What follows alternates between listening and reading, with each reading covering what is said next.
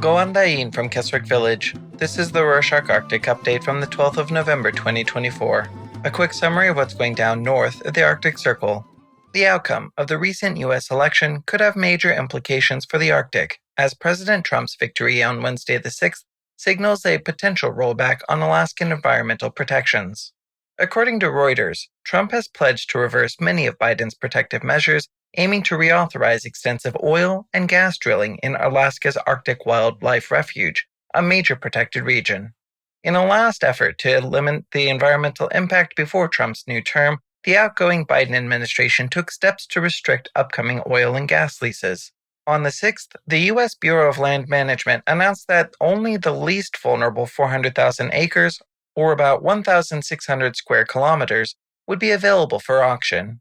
While the incoming administration is expected to promote drilling, Biden's measures should help shield one of Alaska's most ecologically sensitive lands. Speaking of Alaska, its bipartisan coalition in the House appears strong for the upcoming legislative session.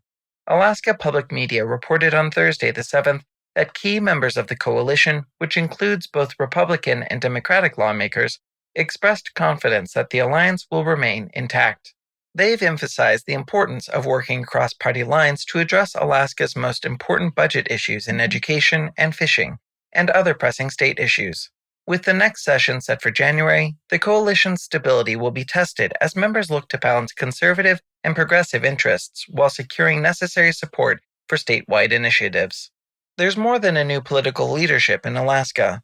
According to a U.S. Coast Guard statement released on Thursday the 7th, scientists conducting research in uncharted waters in the Chukchi and Beaufort Seas north of Alaska have made a startling discovery of a volcano-like structure rising over 500 meters, over 1,600 feet, from the seafloor and possibly emitting gas. The scientific team was on board the Healy icebreaker, one of only 3 active U.S. icebreakers. To know more about this story, check out the Rorschach Ocean Update with the link in the show notes. Going back to U.S. elections, as Russia's Arctic may be celebrating a Trump presidency. According to High North News, who spoke with energy industry experts about the impact of this political shift on Thursday the 7th, the election of Donald Trump to a second term could provide some relief for Russia's Arctic LNG-2 plant and other energy projects. These experts believe that the existing U.S. sanctions against Russia's energy projects will remain in place, but the likelihood of further sanctions preventing vessels from exporting Russia's gas around the world are now low. Russia already has reasons to celebrate since its Arctic fleet is expanding. On Thursday the 7th, the news agency Arctic Today reported that the Baltic shipyard in St. Petersburg launched Chukotka, its newest nuclear-powered icebreaker. This marks the 4th vessel of the planned 5, which are intended to ensure Russian dominance in the Arctic Ocean. The Chukotka, funded by Russian state nuclear corporation Rosatom, will aid in keeping the Northern Sea route navigable year-round. As climate change opens new routes, Russia is investing in its ice-breaking capacity, reinforcing its influence and control in Arctic waters. With Trump previously expressing his desire to withdraw the U.S. from NATO, the military alliance is preparing additional measures to protect itself.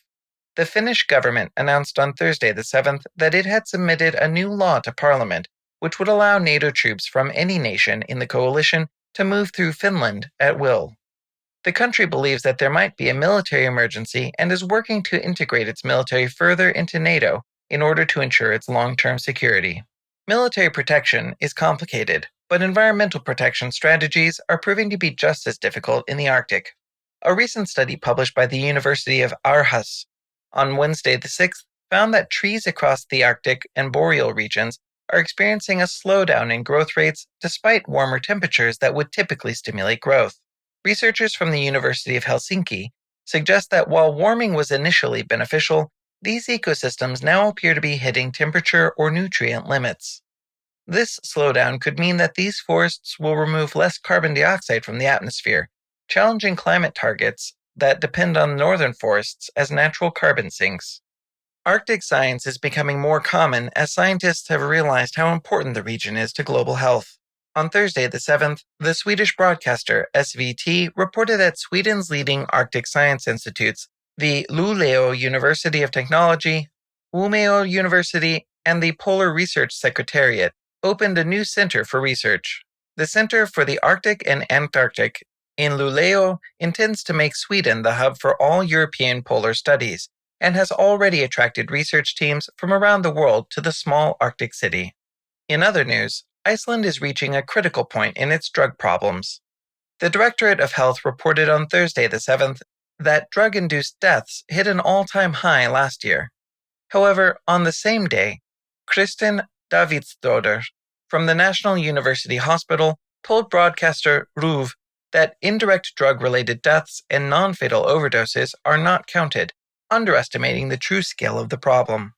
Davidsdottir says this oversight is leaving many Icelanders without the support they need, calling the country's healthcare system uncoordinated and saying it's not working. Another regular problem in Iceland is the volcanic eruptions plaguing the town of Grindavik, as we covered in previous episodes. On Friday the 8th, the Icelandic Department of Civil Protection released its first official report on its response, recovery, and repair efforts related to the Sundhnúkur eruption. The report highlights strengths in Iceland's rapid response system, but underscores the need for improved mental health support and long-term recovery plans for residents uprooted by natural disasters. This event marked one of Iceland's largest evacuations in recent memory, pushing local and national agencies to prioritize both resilience and sustainable recovery measures for impacted communities. Over the sea to Greenland, where a new law might completely change how tourism works in the country. The Greenlandic Broadcasting Corporation wrote on Thursday the 7th that the government proposed forcing all tourist companies operating in the country to be a majority owned by Greenlandic citizens by next year, so that citizens benefit more from tourism. A previous version of this law stated that Greenlanders should own 2/3 of the business, but criticism from institutions such as the Bank of Greenland warned that this could scare away valuable foreign investment. The bill is scheduled for a new round of debates next week before reaching a final vote before the end of the year. In some cultural news, let's go to the art world of the Canadian Inuit. Collections from Nunavut are being displayed around the world.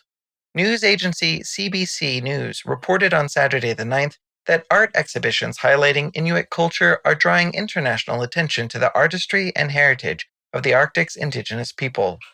In addition to fostering cultural understanding, these exhibitions provide Nunavut artists with new opportunities and recognition, emphasizing the vibrant contributions of Inuit art to the global stage.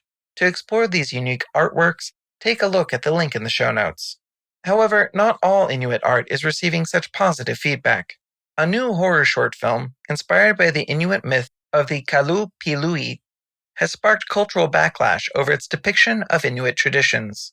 Kalupalik, directed by a non-Inuit filmmaker, explores the legend of the Kalupiluit, which are mythical creatures said to lure children near icy waters. However, Inuit critics argue that the film misrepresents their culture and mythology, lacking proper consultation with Inuit storytellers and community members.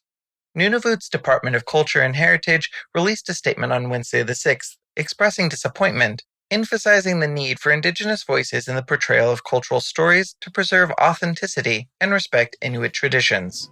And that's it for this week. Thank you for joining us.